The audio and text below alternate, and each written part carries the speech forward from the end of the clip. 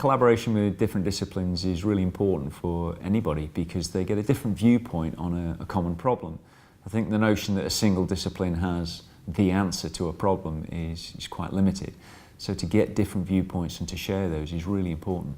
I'm an ecologist, so the big question that I've been trying to answer through my research is how our natural environment provides benefits to humans. And one of the projects I was involved with was a project looking at urban river corridor sustainability. And it was a big consortium project involving engineers, urban designers, social scientists and ecologists. I do most of my research in emergency care, looking at emergency services. There are more than twice as many people turning up at A&E now than when I started doing my research. So where does this come from? So that's the question. Because there's a really wide range of possible answers, we need a wide range of possible perspectives. So I work on the topic of water quality and distribution systems, which is a large topic related to maintaining public health and protecting the customers who are using the water.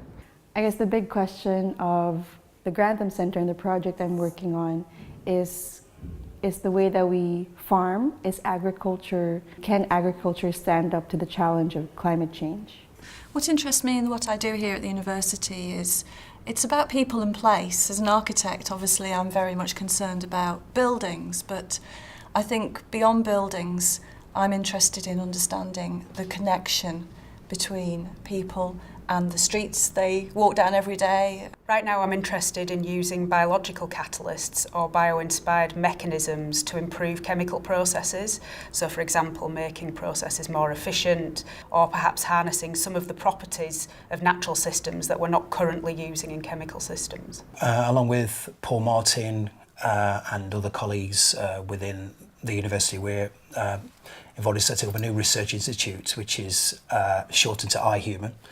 And what that is trying to do is to bring together academics from across different disciplines to think about the ways in which the human might be excluded from certain ways of life, that certain people are not seen as being able to occupy that position of human, and at the same time the human in many ways is under threat, whether it be from war or from poverty, and also from the refugee crisis.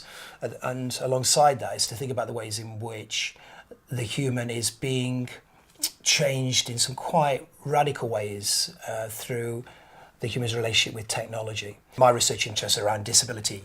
Now, for many years, when one has thought about disability, disabilities tended to have been considered in terms of medicine or psychology, maybe social policy.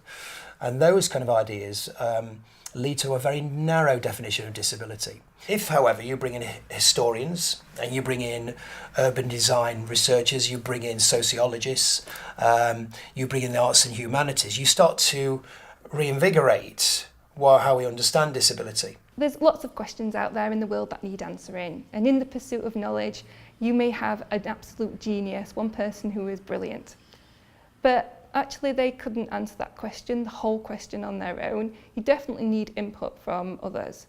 You're going to have the most challenging intellectual conversations, you're going to find out the most from really talking to those who you wouldn't normally talk to.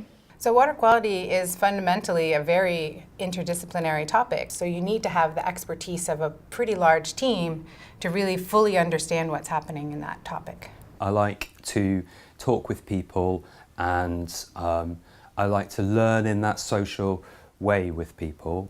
Discussion and can take me to places I'd never get to go. If we want to actually address real world challenges, we actually have to work with other disciplines. You can't tackle those questions in a monodiscipline way. If you think you only need, one discipline to answer a research question, then that's almost certainly means that you've prejudged the answer.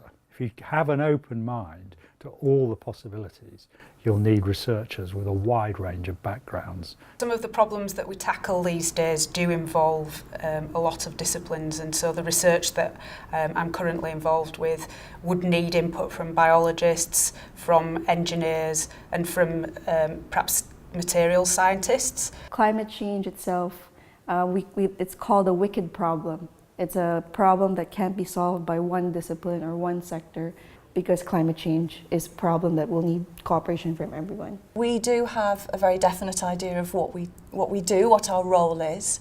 We need to step outside those preconceptions and those conventions in our discipline to really make what we do relevant for contemporary society. And I think a lot of the time working with people, experts, practitioners, creatives from other disciplines, is that we are able to really question those edges and those definitions about how we practice and what our roles are.